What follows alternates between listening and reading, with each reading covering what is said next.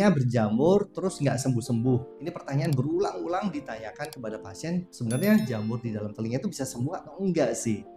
Jawabannya itu bisa banget. Nah, asal teman-teman tahu nih ya, kenapa kok jamur itu bisa tumbuh di dalam telinga supaya tidak terjadi hal yang sama dengan pasien-pasien saya sebelumnya.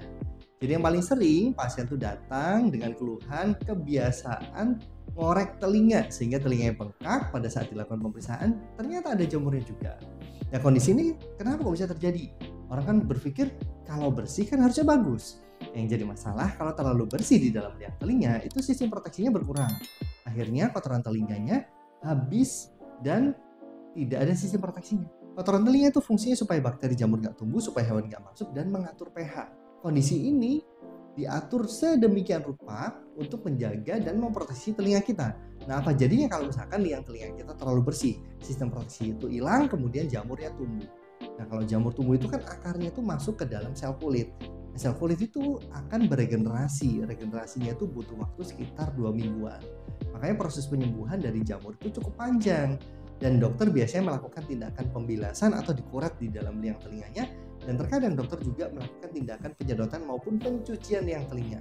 Ada juga obat-obat yang diberikan oleh dokter, terkadang obatnya juga baunya seperti cuka asam karena memang di dalam liang telinga itu kondisi pH-nya itu cenderung asam.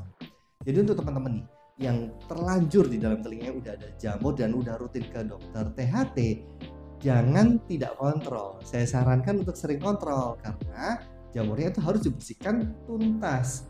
Kalau bisa seminggu sekali atau 2 minggu sekali dicek aja kalau ada keluhan supaya jamurnya benar-benar dituntaskan. Dan dipastikan nih menggunakan obat minum atau obat tetes yang sesuai dari dokter. Jangan asal sembarang beli sendiri.